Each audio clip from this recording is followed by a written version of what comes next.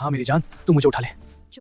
बुआ जोर से चीख उठी। मैंने कहा क्या हुआ बुआ? बुआ बोली देखो मेरे पीछे किसी कीड़े ने कुछ काट लिया है, मुझे बहुत खारिश हो रही है और हल्की जलन भी। मैंने मोबाइल की टॉर्च जलाकर देखा तो बुआ के पीछे वाले हिस्से पर और तख्त पर एक लाल च्यूंटी थी। मैंने जल्दी से उस च्यूंटी को अलग कर दिया। मैंने कहा बुआ आप रुक जाएं, मैं बाइक से एक दवा लेकर आता हूँ। मेरी गाड़ी में दवा की एक ट्यूब रखी थी, मैं उसे लेकर आया और बुआ से कहा कि लो बुआ इसे लगा लो। बुआ मुस्कुराकर बोली तुम ही लगा दो अच्छी तरह। जब बुआ हमारे घर आई तो मेरी माँ के गले लगी और मैंने उन्हें प्रणाम किया। बुआ अंदर आई, बैठी, माँ ने उन्हें पानी पिलाया। हमारा घर बहुत बड़ा था तो माँ ने मुझसे कहा कि जा बुआ बैग तेरे कमरे के बगल वाले कमरे में ले जा। तो मैं बुआ का बैग अपने कमरे के साथ वाले कमरे में रख कर आ गया।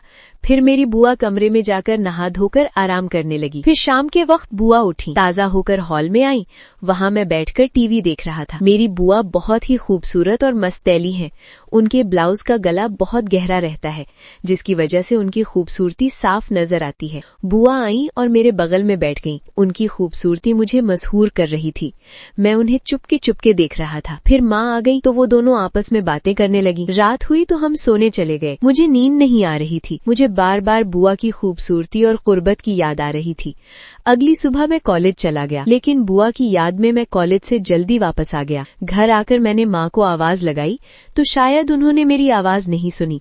फिर मैं माँ के कमरे की तरफ गया तो माँ और बुआ की बातें चल रही थीं। मैं दरवाजे के पास रहकर सुनने लगा। मेरी माँ मेरे पापा के बारे में बता रही थी कि पापा अक्सर घर से बाहर रहते हैं, इसलिए उन्हें ज्यादा वक्त नहीं मिल पाता। तभी मेरी बुआ ने मुस्कुराते हुए कहा कि इसी वजह से आपकी खूबसूरती थोड़ी कम नजर आती है। फिर बुआ भी अपनी तन्हाई का जिक्र करने लगी। माँ से कहने लगी कि पहले मेरे शोहर मुझे बहुत प्यार करते थे, लेकिन अब पता नहीं क्या हो गया है, शायद उनका किसी और से राब्ता है।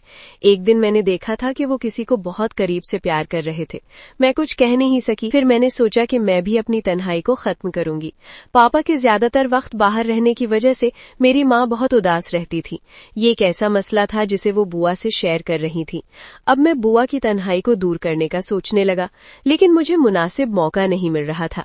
एक दिन की बात है, उस दिन अहमदाबाद में माँ की सहेली के यहाँ दावत थी, लेकिन माँ ने ठंड की वजह से जाने से मना कर दिया और मुझसे कहा कि तू अपनी बुआ के साथ चला जा। मैं माँ की सहेली को पहले से जानता था। माँ ने जल्दी से बुआ को तैयार होने को कहा और हमें बाइक से जाने को कहा। थोड़ी देर बाद बुआ और मैं बाइक पर बैठकर निकल गए। वहाँ से हम दोनों दावत खाकर वापस लौट रहे थे कि अचानक खूब तेज बारिश शुरू हो गई।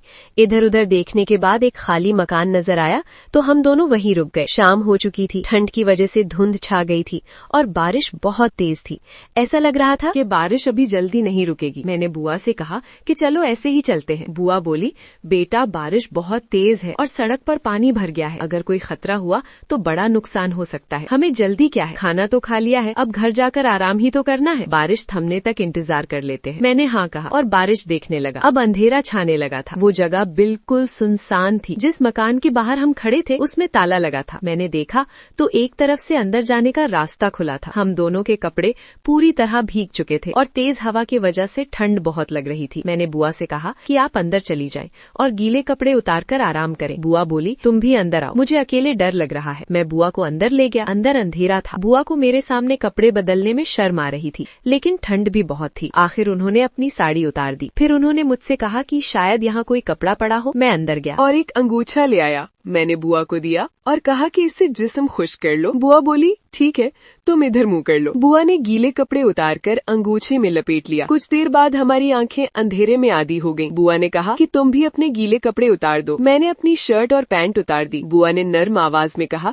कि बाकी भी उतार लो, शर्माओ मत। हम दोनों वहीं बैठ गए। थोड़ी देर बाद बुआ ने कहा कि मुझे कुछ काट रहा है। मैंने टॉर्च जलाई तो बुआ की खूबसूरती देखकर मैं हैरान रह गया। नीचे देखा तो एक लाल चियोटी थी। मैं बुआ को बगल वाले कमरे में ले गया जहाँ एक पुराना तख्त था। हम दोनों एक दूसरे के करीब थे। हमारे जिस्मों में एक अजीब सी गर्मी जाग उठी थी। बुआ ने तख्त साफ किया और बोली चलो यहाँ लेट जाते हैं। हम दोनों लेट गए। बुआ मेरी तरफ मुंह करके लेटी और मैं उनके करीब आकर लेट गया। हमारे जिस्म एक दूसरे से छू रहे थे। मेरा दिल तेजी से धड़क रहा था। बुआ को भी ये कुर्बत अच्छी लग रही थी। मैंने आहिस्ता आहिस्ता उनके जिस्म को छुआ। बुआ की सांसों में एक मीठी सी गर्मी थी। उनकी आंखें शर्म से बंद थीं, लेकिन जिस्म सुकून की तलाश में था। अचानक बुआ उठकर बैठी और बोले, बेटा ये सब ठीक नहीं है। मैंने नरम आवाज में कहा, बुआ इसमें कोई बुराई नहीं, हम दोनों तन्हा हैं और एक दूसरे को सुकून दे सकते हैं। मैंने सुन लिया था कि आप भी बहुत उदास रहती हैं। आओ आज हम एक दूसरे का दर्द बांटते हैं, ये बात हमारे दरमियान ही रहेगी। बुआ बोले, हाँ मगर तुम मेरे बेटे जैसे हो, मुझे बहुत शर्म आ रही है। कुछ देर हम एक दूसरे के करीब रहे, तभी बुआ ने हल्की सी आह भरी। मैंने पूछा, क्या हुआ? बुआ ने शर्माते हुए बताया कि पीछे कुछ काट रहा है। मैंने देखा तो एक चींटी थी। मैं दवा लाने चला गया। वापस आकर बुआ ने मुस्कुराते हुए कहा कि तुम ही लगा दो। मैं इनके करीब बैठ गया और दवा लगाने लगा। बुआ की सांसों में तेजी आ गई, उनके जिस्म में एक मीठी सी लहर दौड़ रही थी। मैंने पूछा, ये क्या है? बुआ ने शर्माते हुए कहा कि बेटा जब दिल को सुकून मिलता है